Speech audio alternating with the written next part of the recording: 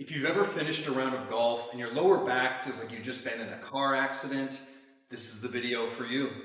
Most people's first instinct is to try and stretch it out, maybe have a friend try and crack it, but that's probably not helping and it might even be making your back feel worse. Here's the truth. Your lower back probably isn't even the real issue. Today I'm going to show you the most likely causes of lower back pain in golfers and exactly how to fix it. My name is Coach Jordan. I'm a former Division I strength and conditioning coach, and I've helped thousands of golfers improve their mobility, increase their swing speed, and get out of pain.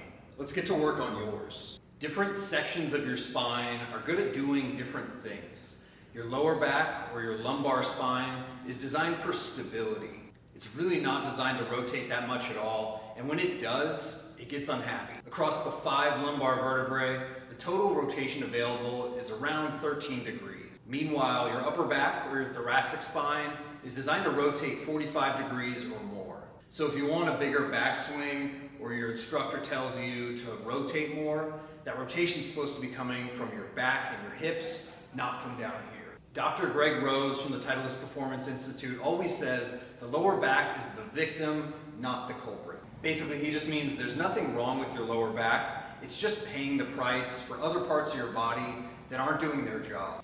In golfers specifically, the number one culprit is the hips. If you are unable to internally rotate, it's going to be really difficult to post up on that lead side, and your low back is going to be taking a lot of unnecessary strain because your hips aren't doing what they're supposed to. The second cause is an inability to rotate your upper back or your rib cage. And the third is an unstable core. So today isn't about stretching your lower back, it's about improving your mobility and your core strength so that your lower back can stop paying the price. Give me 5 minutes and you have the ultimate routine to take back control and get out of pain on the golf course. This first move is going to create space in your hips and your T-spine at the exact same time. This is the Shinbox with rotation. You'll set up with your heel directly in front of your knee here, kind of creating this triangle. Your hand can be out to the side, and then what we'll do is we're going to reach our hand through this gap we've created between our hand and our hip.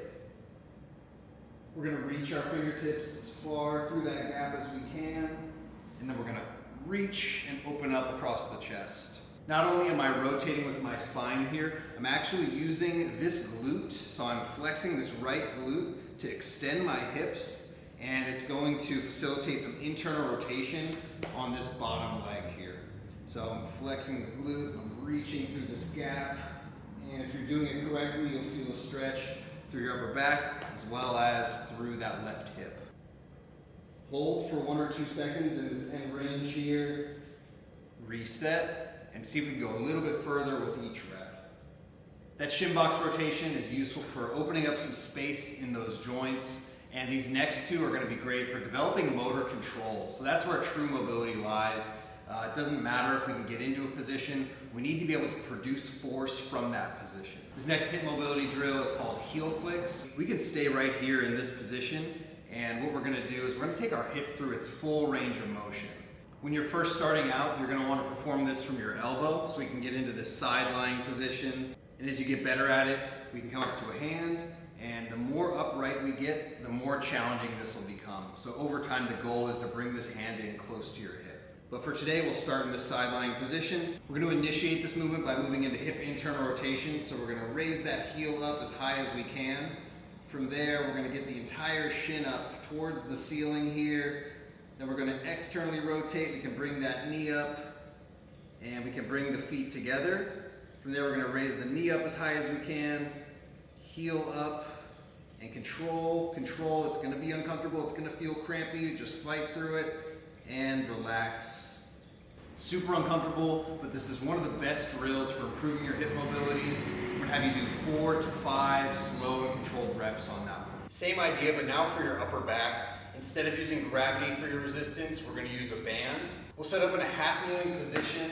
Outside leg will be up, and ideally you're doing this against a wall, but somehow in this entire gym there isn't one single wall that I can use. We're going to set up with one arm flat against that wall, gripping a resistance band, and the other arm is going to reach straight out in front of you. From there, we're going to rotate over the top leg. See if we can keep this knee stable. I don't want this to be falling out to the side. See if you can keep that knee pointed straight forward as we stretch that band out. And if it's too difficult, you can widen the grip. If it's too easy, you can narrow it.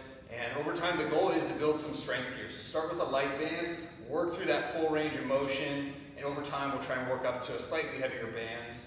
Give me 8 to 10 reps on this one. That's your mobility work, all done. Your hips and T-spine are opened up and under your control. The last two moves are about protecting the investment, keeping your lower back stable, while the hips and upper back do the rotating. These last two are all about hammering core stability, and stability is a really common buzzword in the golf fitness space, but most people can't really define it. And what I mean when I say that is just stability is preventing unwanted motion.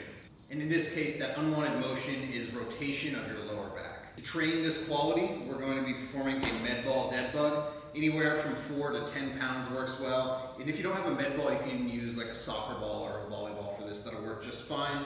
We're going to lie down on our back here.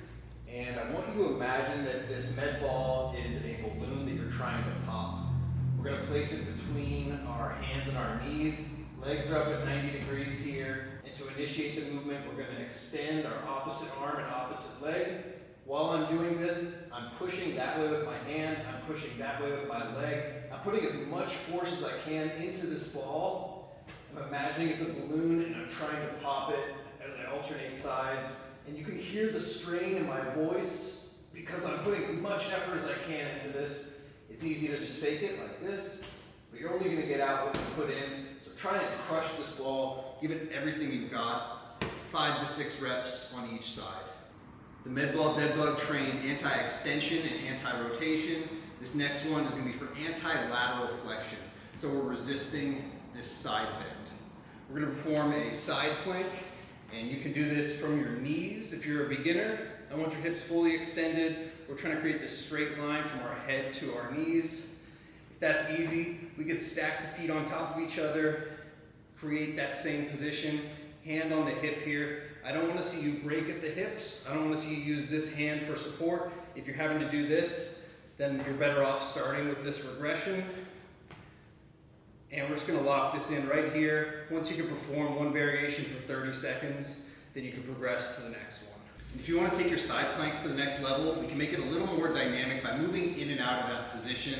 I've given this to clients, and I found it's really helpful for clearing up that lower back pain. So same side bend position. We're going to raise the hips up into this straight line. And we're going to sink down. We're trying to get into a stretch through the obliques here. Tap the hips, raise right back up. So we're lengthening, and then we're closing this gap between our ribs and our hips to return to our start position.